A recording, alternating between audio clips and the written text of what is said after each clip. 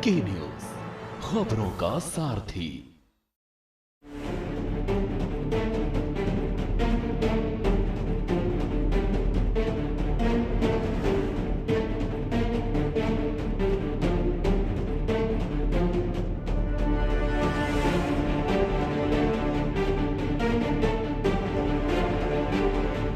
नमस्कार, के news India के खास कार्यक्रम में आप सभी का स्वागत है और मैं हूं आपके साथ गरिमा वाजपेयी। आज बात करेंगे कार्की की सत्ता और उम्मीदों की। सुशीला कार्की ने नेपाल के अंतरिम प्रधानमंत्री के रूप में शपथ ले ली है। इसके साथ ही बीते कई दिनों से जारी नेपाल में हंगामे और हिंसा का दौर भी थम गया। नेपाल में हिंसा के दौरान 51 लोगों की जान चली गई और सैकड़ों लोग घायल हो गए। इस पूरे हंगामे और बवाल के बाद अब नेपाल के लोग चाहते हैं कि संविधान में संशोधन किया जाए ताकि भ्रष्टाचार का खात्मा किया जा सके।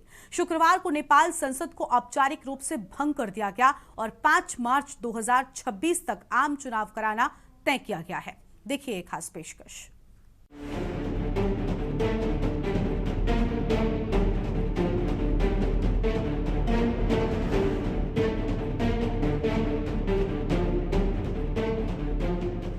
क्या है सुशीला कार्की की नियुक्ति के मायने? सुशीला कार्की ने नेपाल के इतिहास में 2 महत्वपूर्ण मुकाम हासिल किए हैं। 2016 में पहली महिला प्रधान न्यायाधीश और अब पहली महिला प्रधानमंत्री बनने का गौरव मिला है।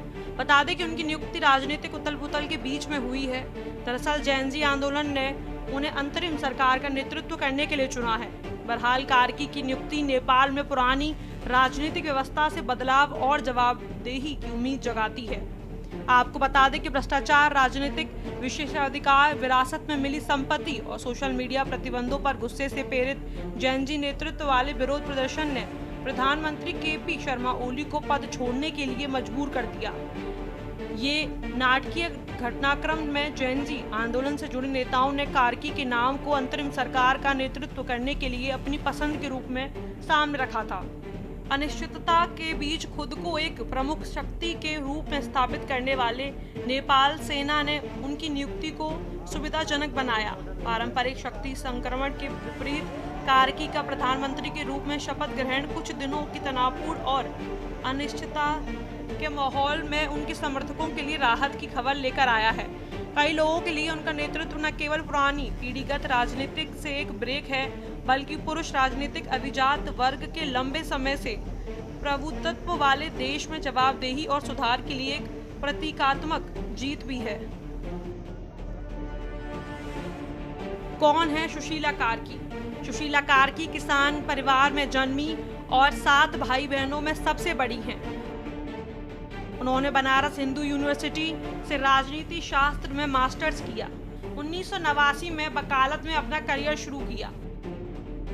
11 जुलाई 2016 से 6 जुलाई 2017 तक नेपाल की पहली महिला मुख्य न्यायाधीश थी।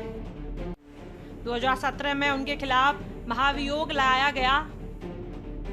सुशीला कार्की पर पूर्वाग्रह और कार्यपालिका में हस्तक्षेप करने का आरोप लगाया था। सुशीला ने कई हाई प्रोफाइल मामले में फैसले दिए हैं।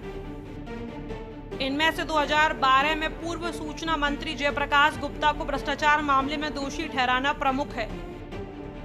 डीआईजी जय बहादुर चंद की डीजीपी के रूप में नियुक्ति को रद्द किया। कोर्ट ने सरकार की मनमानी और नियमों के खिलाफ बताया था। महाभियोग के जरिए पद से हटाने की हुई थी कोशिश। आपको बता दें कि सुशीला कार्की ने अपने करियर की शुरुआत शिक्षक के रूप में की थी और बाद में जज बनी। जब सुशीला 2016 में नेपाल की महिला चीफ जस्टिस बनी तो ये अपने आप में ऐतिहासिक था। 1 साल बाद 2017 में उन पर संसद में महाभियोग प्रस्ताव लगाया गया। आरोप लगाया गया कि वे फैसलों से राजनीतिक दबाव के खिलाफ खड़ी हो रही हैं और न्यायपालिका की आज़ादी का गलत इस्तेमाल कर रही हैं। असल में नेताओं को डर था कि अगर कार्की कोर्ट में ऐसे ही सख्ती दिखाती रहीं तो उनसे राजनीति और सत्ता को बड़ा नुकसान हो सकता है। इसीलिए प्रचंड सरकार ने संसद में महाभियोग प्रस्ताव लाकर उन्हें पद से हटाने की कोशिश की। आपको बता दें कि महाभियोग प्रस्ताव आने के बाद सैकड़ों छात्र, महिलाएं और आम लोग काठमांडू की सड़क पर उतर आए। सुप्रीम कोर्ट ने भी एक ऐतिहासिक आदेश देकर कहा था कि जब तक महाभियोग की सुनवाई पूरी नहीं होती तब तक सुशीला कार्की को काम करने से नहीं रोका जा सकता। बहरहाल जून 2017 में उनके रिटायरमेंट से सिर्फ एक दिन पहले संसद ने महाभियोग प्रस्ताव वापस ले लिया था। जज के रूप में दिए ऐतिहासिक फैसले। सबसे उल्लेखनीय कार्यों में तत्कालीन संचार मंत्री जेपी गुप्ता को दोषी ठहराना। नेपाल के इतिहास में ये पहली बार था जब किसी मौजूदा मंत्री को अदालत के कटघरे से हथकड़ी पहनाकर सीधे जेल भेज दिया गया। लोकमान सिंह कार्की को प्राधिकरण के दुरुपयोग की जांच आयोग से हटाना। तत्कालीन प्रधानमंत्री डॉक्टर बाबूराम भट्टराई से लेकर माओवादी अध्यक्ष प्रचंड तक ने दबाव डाला। कार्की टस से मस नहीं हुई। 2013 से उन्होंने सुप्रीम कोर्ट में एक फैसले के खिलाफ असहमति व्यक्त की। तत्कालीन प्रधान न्यायाधीश खिलराज रेग्मी की अंतरिम परिषद के अध्यक्ष के रूप में नियुक्ति को मान्य किया गया था। पीएम मोदी ने सुशीला कार्की को दी बधाई। प्रधानमंत्री नरेंद्र मोदी ने नेपाल की अंतरिम सरकार की प्रधानमंत्री बनी सुशीला कार्की को बधाई दी है। नेपाल के लोगों की शांति, प्रगति और समृद्धि के लिए भारत की प्रतिबद्धता दोहराई। सुशीला कार्की का भारत से गहरा नाता है, जहां उन्होंने बनारस में शिक्षा प्राप्त की और अपने जीवन साथी से मिली। बता दें कि पीएम मोदी ने सोशल मीडिया पर पोस्ट कर लिखा, नेपाल की अंतरिम सरकार की प्रधानमंत्री के रूप में पद ग्रहण करने पर माननीय सुशीला कार्की जी को हार्दिक शुभकामनाएं। नेपाल के भाई बहनों की शांति, प्रगति और समृद्धि के लिए भारत पूरी तरह से प्रतिबद्ध है।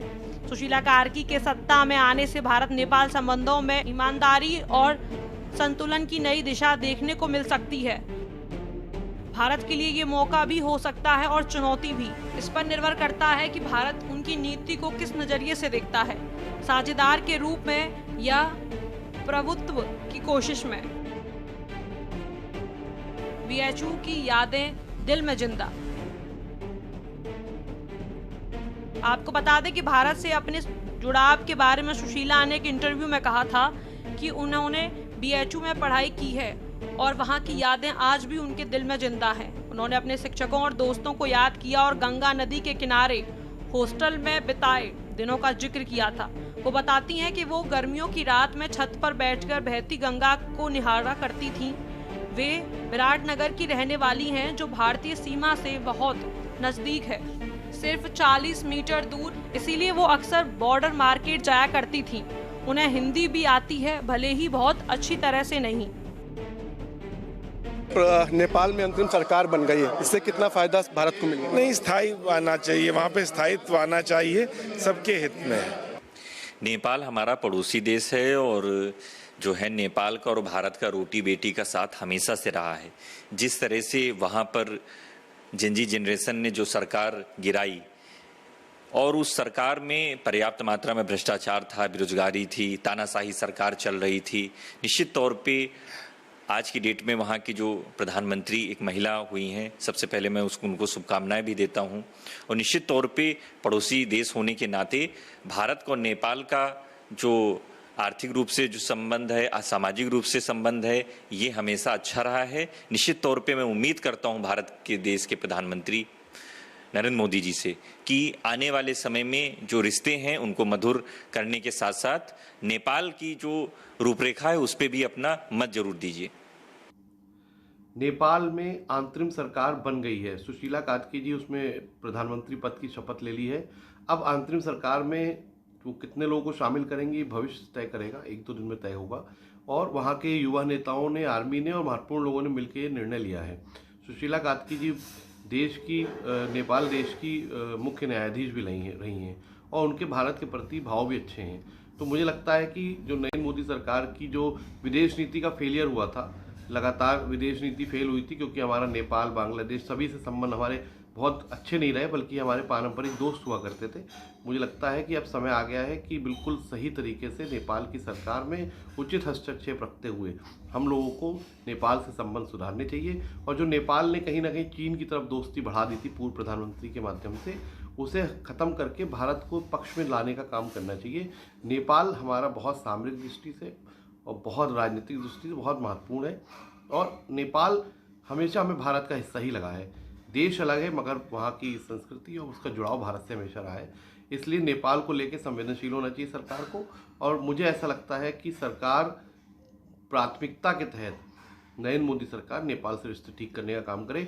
मगर जो इतिहास रहा है नरेंद्र मोदी सरकार की विदेश नीति का, इसकी उम्मीद मुझे कम ही नज़र आती है, क्योंकि सरकार विदेश नीति में पूर्णतः विफल रही है और इनका कोई भी स्टैंड ऐसा नहीं रहा जो विदेश के हमारे जो पड़ोसी देश हैं उनसे कहीं ना कहीं रिश्ते सुधार कर पाए। और उम्मीद यही है कि नेपाल से भारत के रिश्ते बेहतर हों।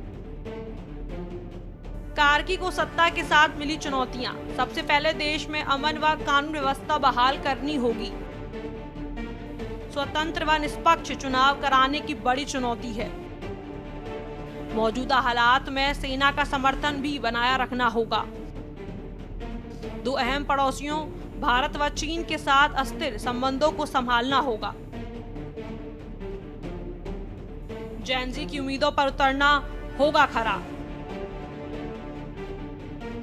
प्रधानमंत्री केपी शर्मा ओली के इस्तीफे के बाद नेपाल ने असाधारण राजनीतिक अशांति के दौर में प्रवेश किया, जो पारदर्शिता, जवाबदेही और सुधार की मांग करने वाले जैन जी के नेतृत्व में हुए विरोध प्रदर्शन से प्रेरित था। इस संदर्भ में कार्की अंतरिम प्रधानमंत्री के लिए जैन जी आंदोलन की पसंदीदा उम्मीदवार के रूप में उभरी, जिन्हें वर्चुअल युवा मतदान प्रक्रिया के माध्यम से चुना गया। वैसे तो नेपाल विद्युत प्राधिकरण के पूर्व कार्यकारी निर्देशक कुलमन गिसिंग और काठमांडू के मेयर बालेंद्र शाह जैसे अन्य उम्मीदवारों पर भी विचार किया गया, लेकिन निष्पक्षता, संतुलन और अखंडता के लिए कार्की की प्रतिष्ठा ने आंदोलन का विश्वास जीत लिया। उन्हें सत्ता की विरासत के रूप में संकट का सामना करता एक राष्ट्र मिला है, जिसमें निष्क्रिय संस्थान, कम पुलिस मनोबल और क्षतिग्रस्त सिंह दरबार, संसद और राष्ट्रपति भवन सहित प्रमुख सरकारी इमारतें शामिल हैं। उन्हें उद्योगपति और व्यापारियों को सुरक्षा का भरोसा दिलाना होगा। आम जनता की रोजमर्रा की जिंदगी में संकट न आए इसका ख्याल रखना होगा। साथ ही सबसे महत्वपूर्ण, जिन जैन जी या युवाओं के प्रदर्शन के बाद उन्हें सत्ता का स्वाद चखने को मिला है, उनकी अपेक्षाओं पर भी खरा उतरना होगा।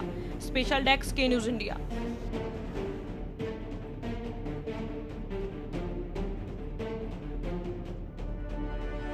इस कार्यक्रम में इतना ही। तमाम बड़ी खबरों के लिए आप देखते रहिए के न्यूज़ इंडिया। नमस्कार।